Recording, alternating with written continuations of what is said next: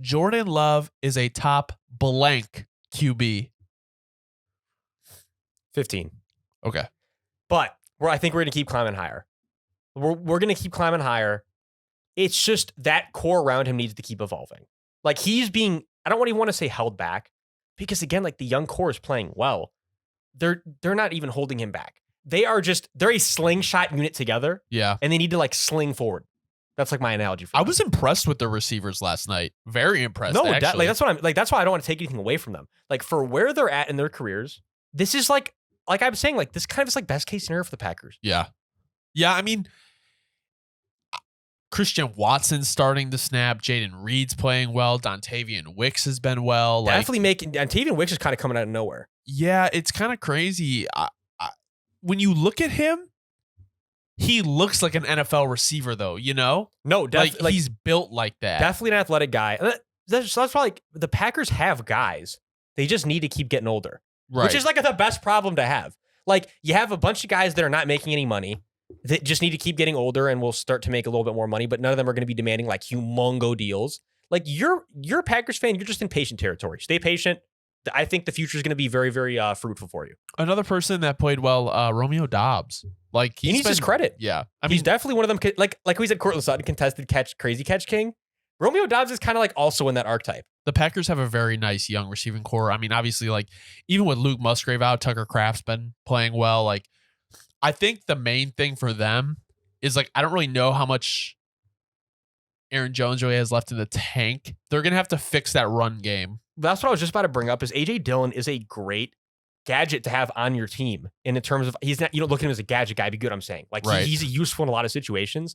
But if he's your only back getting a lot of touches, it's not the best case scenario for either party, him or the team. You got to get another guy in there, that thunder and lightning guy, because we know that AJ's the thunder. Right. You got to get the lightning. Who will it be? Probably get to your point. Probably not AJ. You're going to have to draft some guy. Or Aaron, right? Yeah, like probably not Aaron. But yeah, exactly. Because I said AJ and I meant Aaron Jones. That's hilarious. But AJ Dillon, that's all right. That's hilarious. Yeah, you can't have Aaron back there. You could, but it's getting volatile. Yeah. So, especially because it's like a hamstring issue. Like those things, like once you re-aggravate them, it's like you might as well sit them down for 6 weeks at a time. Oh, exactly, at least. Other side of the ball, the Chiefs got the run game going finally, but I mean, I guess it depends on what you want to say. That last drive was probably one of the worst refs drives I've seen this year. Oh, if not terrible. The worst. First off, you got the DPI and Marquez Valdez-Scantling. You also have the MVS catch where he's going backwards and they stop the clock. That doesn't make sense. Yeah. That was the one where I'm like, all right, like the refs definitely they want this to be a nail biter. There's no doubt. Unnecessary roughness hit on Patrick Mahomes when he was still in bounds. Horrible. He's outside the pocket. He's a runner. He's trying to get yards. No, that if there's something needs to have the biggest, I'd say, I think you'd agree, like ref rekindling this offseason. It's not, I don't think he's in the pass interference. I think it's the whole like the QBs get way too much preferential treatment. It's very bad. There needs to be like a reevaluation of, because QBs are being treated as if they're not the most athletic they've ever been. These guys are coming out like 6'6", 6'5", running over dudes. Yeah, like, it's like, dude, these guys don't need to be babied. Like they are full blown athletes too. Yeah. Chiefs defense. What's going on here against a young Packers unit? Yeah, I'd say this was really the first rough day they've had in so long though. So we'll give them a break. Yeah, 27 points. It's like we always say, it's going to happen with unit. That's like I want to say, like I think it kind of marries to this though. Like the Chiefs' last 5 weeks, 4 games under 22 points scored. It's like the defense is only going to be able to do so much in any situation when your offense is playing like that. It makes no sense because you'd love to be able to just point to Matt Nagy. I think the NFL populace as a whole would just be able to be like, Nagy. It's got to be Nagy. But Nagy's got the ring on his finger. Nagy was part of a lot of great performances last year. You can't even do that. It's like the reality situation is the Chiefs, man, I'm fucking confused. But we know that if you had to point one thing, they have major receiving core issues. Oh, yeah. It's not looking good.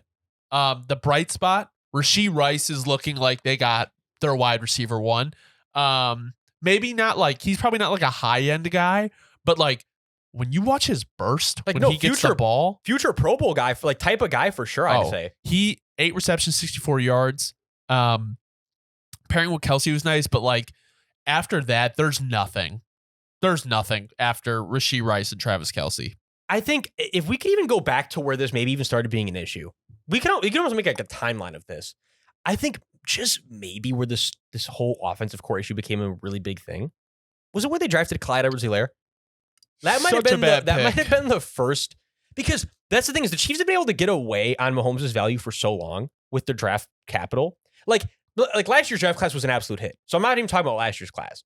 But a lot of classes before that in recent times during the Mahomes tenure, you could look at a lot of picks around those first few rounds and maybe just be like, yeah, maybe we overvalued that guy. Where it's like, you got away with him with Mahomes, but now it's starting to catch up where it's like, as much as Mahomes is going to do good for the team, if you're having guys that are making first round money, second round money, not really contributing, it adds up. Something that I've noticed with the Chiefs, what they do sometimes is like, some of their picks are like smartest guy in the room picks. Like Sky Moore. No, they've had a lot of those recently. No, it is almost like you have a feeling where you can experiment because of Mahomes, but exactly my thing is, in a sense, that's almost malpractice because you're taking shots in the dark just because you have a guy you have so much faith in.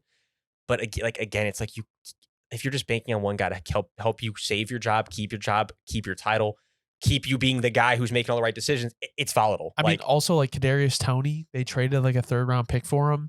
He's been in the league since 2021. And he's played 30 games. 30 games. He has less than 1,000 yards in his career. Like they make these moves for these guys that, in theory, it's experiments. It's literally they're literally experiments. And they haven't been able to get the experiment right. The last time they got the experiment right was probably like Tyreek Hill. Tyreek Hill. No, I like Travis Kelsey. I'm talking like the recent like 2-3 years. And even with Tyreek though, it wasn't even a big risk. At least you're throwing up a 5th rounder on it. Like, no, I'm with you 100%. The Chiefs have gotten and even like Pacheco was one of these last like late round picks that was really hitting. It's like to the point of the late running back. But it's a running back. That's exactly with the late running back. You don't have to. Well, that was the point. Why'd you draft Clyde in the 1st round? I love Clyde. He's my boy. He always will be from LSU. But their defensive picks have been well. Their offensive picks are just. That would be the best way to put it. No, honestly, even Felix this year, it's like, yeah, but he's a young guy. You got to get the reps in. Like, the defense has been fine. Like, the offense, which sounds so crazy to say. Well, that is pretty much all I had. I don't want to, just before we move on to that end of the show, I don't want to take away from like what the Packers did. It was very impressive. They are in the hunt. They're in the hunt graphic. They made the graphic. But yeah, no. Shout out to the Packers winning on Sunday night. That is all that I had. That's all I had too. We got to give our shouts to the Packers, give our shouts to Jordan Love. And yeah, I'd say another crazy week. Hopefully we have another crazy week coming up.